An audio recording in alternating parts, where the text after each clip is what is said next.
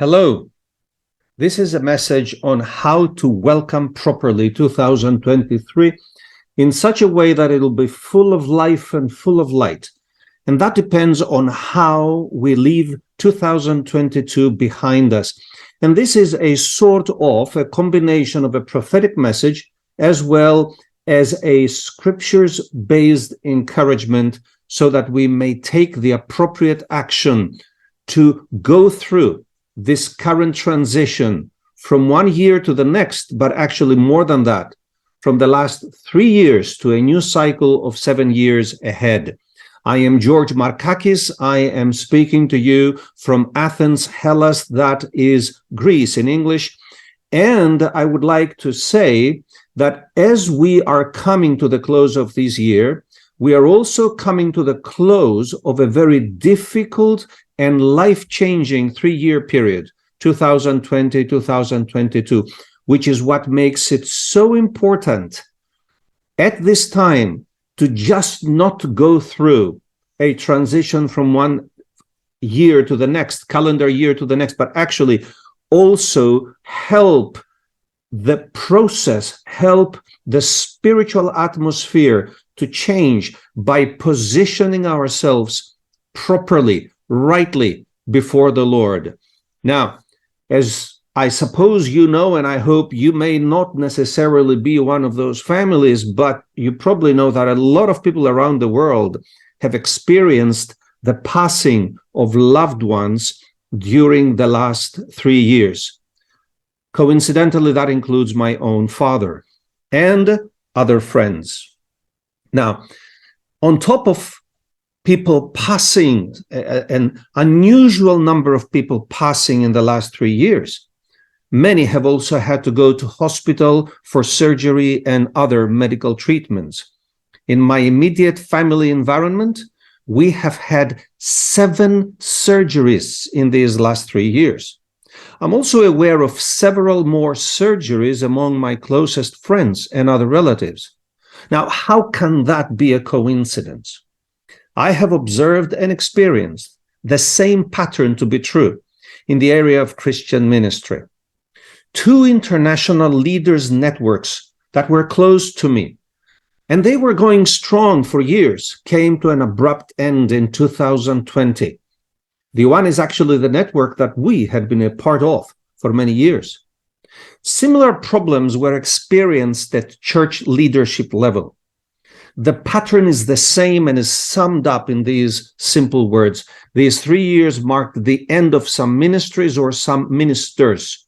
Worse than that, the dreams and aspirations, as well as visions and missions of many have died in these 3 years of the valley of shadow of death, which manifested in a variety of forms and shapes. But this is a message of joy. It's a message of hope. It's a message of thanks and gratitude to the Lord for all the good that He has done while we, in fact, not just we, but the whole world has been walking through the valley of the shadow of death over the last 3 years. Speaking of the world, events of mass destruction and death have occurred in many places. But other than the all-new and surprising war of Russia against Ukraine, and the habitual destructive floods and deadly landslides and earthquakes, I would like to point out that even Wikipedia has a special page dedicated to what these 3 years have brought to America. You can look it up. The title is 2020 to 2022 United States Racial Unrest. I actually include a direct link in the PDF that I make available in the notes through a link. Now, how can we turn all this pain and sad memories into a message of joy and hope, even a message of thanks and gratitude to the Lord? First, let us understand that it is a matter of choice, not a matter of feelings. It is a matter of resilience and resolution, not a matter of instinctive and sentimental response to the painful memories of yesterday. We give thanks to God by choice, even in the midst of pain and suffering, as Job taught us when he said, Shall we indeed accept good from God? And shall we not accept adversity? Now, as powerful as that statement alone is, the context is equally important for this critical and pivotal moment in time in which we are standing at the end of these 3 years and at the start of a new 7-year cycle that lies ahead of us. But what kind of cycle will that be? That will depend on what we will explain in the next few minutes. Let's first read the story in Job from Job 2, verse 6 through verse 10, chapter 2, 6 through 10. And the Lord said to Satan, "Behold, he is in your hand, but spare his life." So Satan went out from the presence of the Lord and struck Job with painful boils from the sole of his foot to the crown of his head.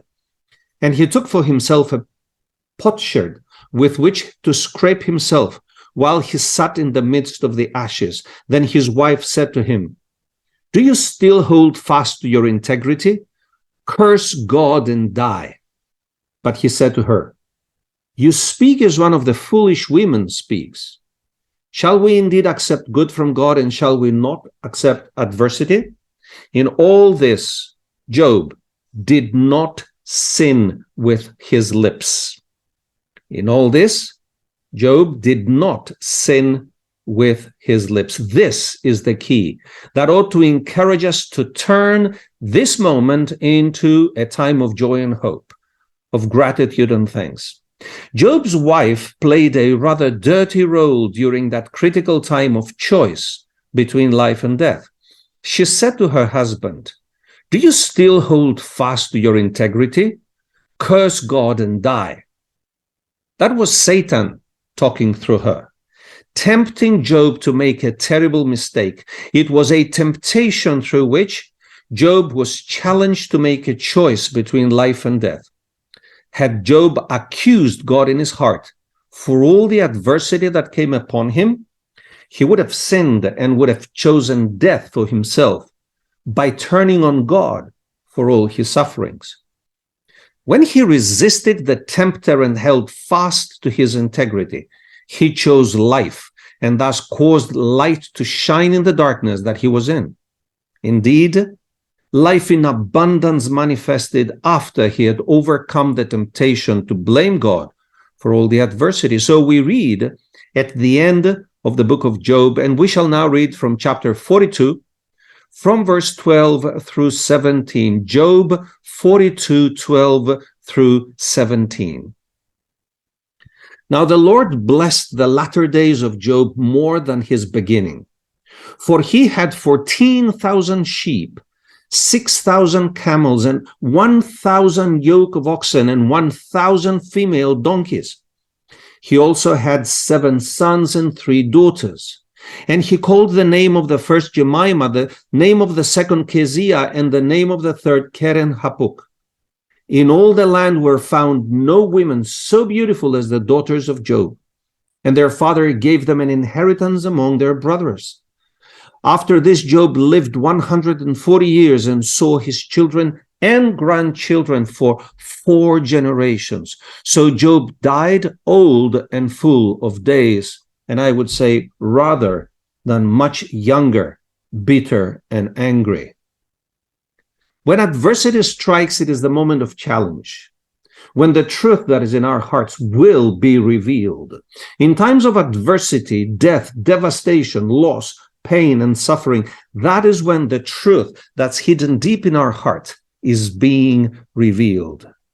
This is a good time to remember these words, which can make a difference and may potentially determine what will prevail in our lives, light or darkness, life or death. The choice is right in front of us as we are ready to cross the threshold into the new year.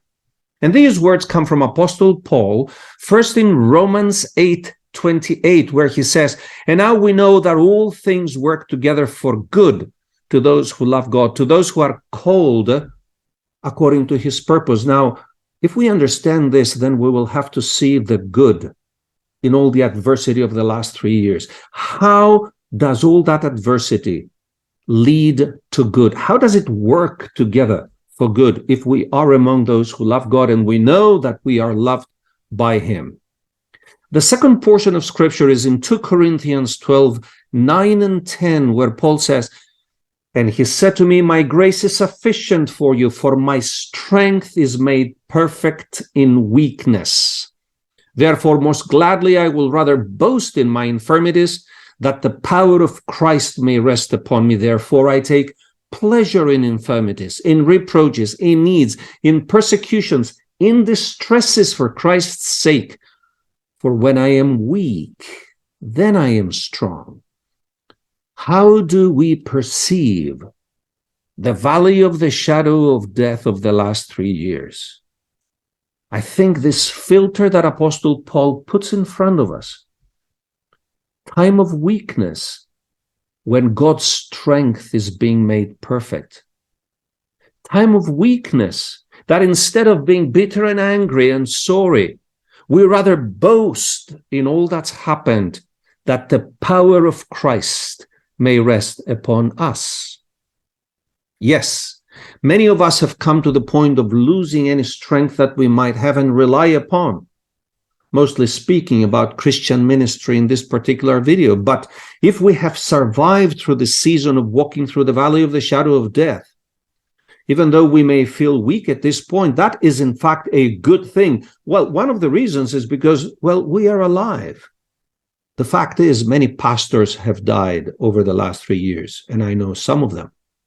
Some ministries have died over the last 3 years, and I know some of them. If we are alive, that means we're coming out of the valley of the shadow of death. That valley did not keep us in. We walked through, and we're now coming out. And God's strength is being made perfect in us through this time of adversity.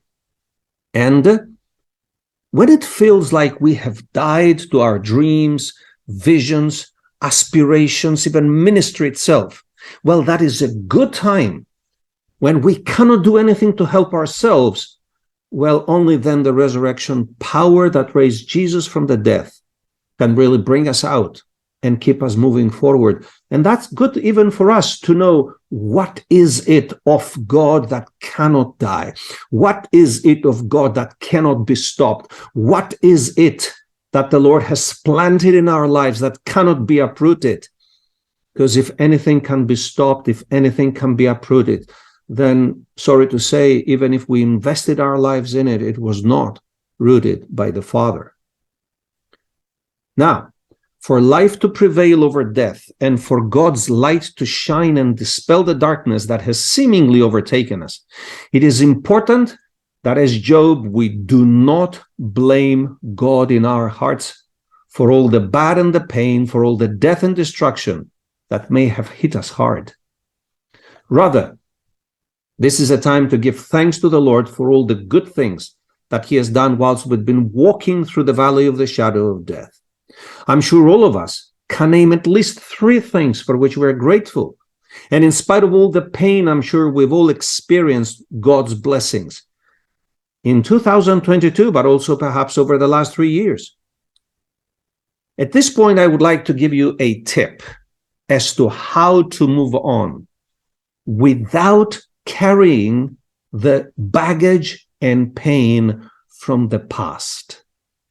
Now, I know it's simpler to say than to do, but I assure you it can be done. Let's just simply drop the baggage, let go of the pain. It's like jumping out of a boat that is sinking.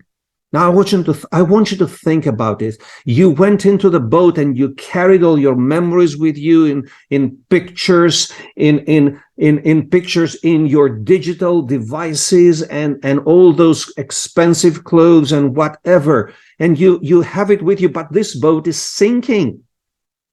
Whatever happened, this year is ending. Like all the previous years, they came to an end.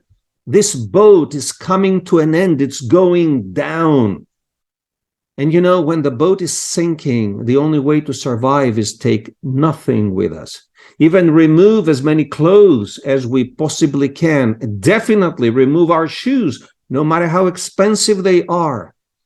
And some of the shoes we've been walking in, they are the shoes of our ministry, the shoes of our missions, the shoes of our vision of where these shoes could walk us to. But we just need to take these shoes off and jump into the water. And it feels like jumping into the dark ocean.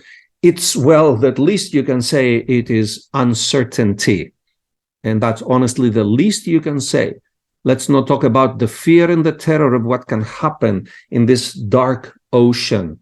And yet the only way to survive through the moment is to leave everything behind and just jump in. And then once you jump in, you cannot even look back. You need to swim fast and go as far away from the sinking boat as you can so that you can stay afloat. And when you do it, when you are free from everything from the past and you are in the waters, there is only one thing you can do: set your eyes and your mind and your swimming to go to the destination where you can find safety, where you can have a new start.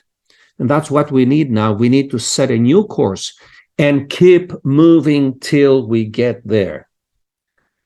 The course of our life very much depends on the path that God has set for us that we should follow, so that we may also do the works which God prepared from beforehand, that we should walk in them. Now, I'm actually quoting Ephesians 2:10.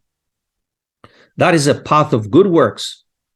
And that path of good works is actually bound to times and seasons. We cannot do yesterday's work tomorrow. We cannot walk in the path of tomorrow today. Whatever we do is within the context of times and seasons. So as we come to the end of the 3 years of the valley of the shadow of death, as we're looking ahead into a new time cycle, at least of 1 year, maybe 7 years of both life and light, recovery and restoration, fruitfulness and blessings, I would suggest that it is imperative that at this time we come into agreement with God for all that He has said before us that we should walk in. But you would say, rightly so, well, how do I know? And that's what we now need to understand. We cannot know until and unless we take the time to stop and sit and watch and listen, because all the destiny that is set before us, it has been written in the books of heaven from before the foundation of the world. So what do we need? We need a glimpse into what's already been written for the new year ahead. What does it look like? What is the Lord willing to reveal to us about our destiny for this particular time and within the context of the next time cycle ahead of us? Now, you might say, what? Is this like what the mediums and the psychics do? No, not at all. This is what we actually read in the Bible in a number of places that has to do with God imparting to us both vision and faith. Because we need God's vision that we may also have God's faith. Not a faith that we can generate for ourselves, but a faith that's been given to us by God, imparted to us of Him, from Him, generated in Him, but given to us in such a way that it's still a vision. It's still untouchable. It's still invisible. It's still not present in this world. And yet that's what faith is. It's the substance of things hoped for. That means we don't have them. We don't see them. We don't touch them. And yet it feels like we already are touching those invisible things. Why? Because it's God's vision that makes them known to us, shows them to us right in front of us, as it were, through time of prayer, through dedicated beseeching of the Lord for His vision. So why would the Lord want to show us the future? Well, for one, He wants us to pray about it. He wants us to pray for it. He wants us to pray in agreement with Him. I mean, didn't Jesus say, ask, seek, knock? That's what this is about. And he also wants us to prophesy the future into becoming the reality of this world. Do you remember the story of Ezekiel? God wanted the dry bones to become an army. He didn't just go out to do it by himself. He said to his prophet, prophesy it, son of man. I want it done, but you need to prophesy it. And you know what? When God wants to do something, he wants us to summon it by faith, the faith he has imparted it, to make it happen by vision, the vision that he has shown to us. When we ask for him to do what he wants to do and has made known to us that he wants to do it, then it also comes to pass because we have come into agreement with him and have asked for it. So what is that place in the scripture that explains the need for us to stand, to stop, to wait, to look, to watch, to listen? Actually, it is in Habakkuk chapter 2. Let's read verses 1 and 2. I will stand my watch and set myself on the rampart and watch to see what he will say to me and what I will answer when I'm corrected.